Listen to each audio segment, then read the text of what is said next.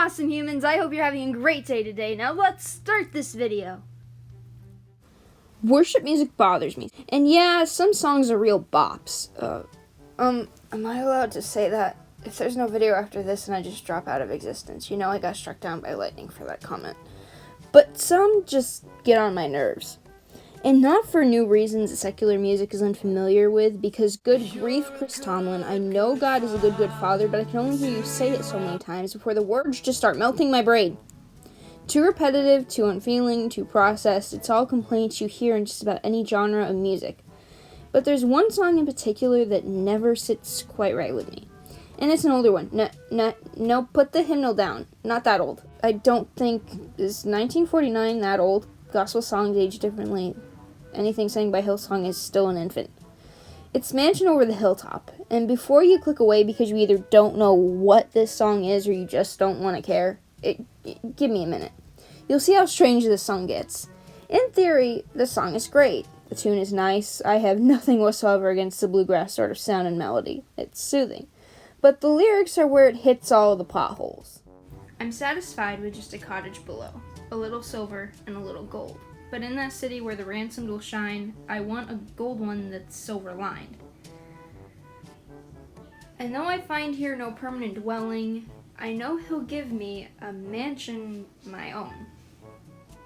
I definitely know that for sure. I'm just a pilgrim in search of a city. I want a mansion, a robe, and a crown. Or in other versions, it's I want a mansion, a harp, and a crown. Either's correct. Anyone else out there not liking this? Like, why?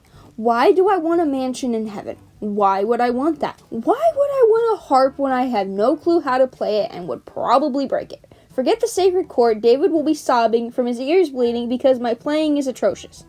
Now, there's scripture referencing mansions or lodging in heaven. Depending on the version, take it as you will. But this sounds like you're going to heaven under the premise of earning your way there. Like your good deeds earned you this. You deserve that mansion because you were a good person. Who else probably had a similar thought process in biblical times? I can think of some people. I personally, whenever this song comes up anywhere, don't like singing it. Because to me, there's so much less that I want, I guess. I don't know. I'll take a corner or something. Like, yeah, I'm so glad I'm a part of the family of God, but I'm also just glad for this corner. Forget a mansion and crowns and silver and gold. I will take this corner in the most perfect place to ever exist and be grateful to have a corner there. Like, come on. And the kicker of the whole thing is that the writer of this song, Ira Stanfield, also wrote some amazing worship songs like I Know Who Holds Tomorrow. That one is one of my favorites, actually. It's wonderful.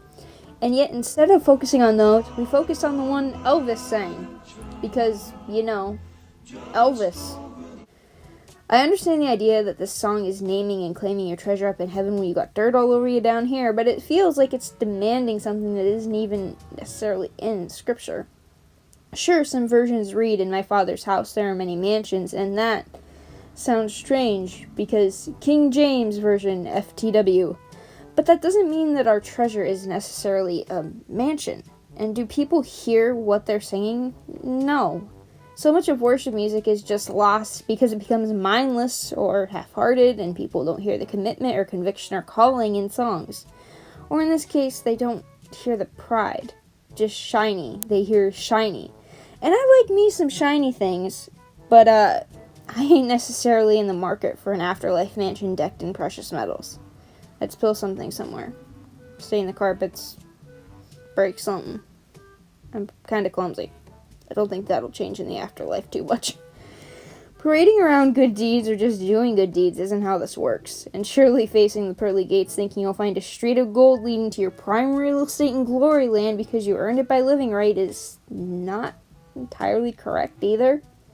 Not when someone else earned it for you. It doesn't sit right with me, not in my soul. And I get that it's considered an old-time classic, but it's also kind of very much incorrect. I don't want a mansion, a harp, a robe, or a crown. I just want to know I did the best I could to love people and change and reflect Jesus' love.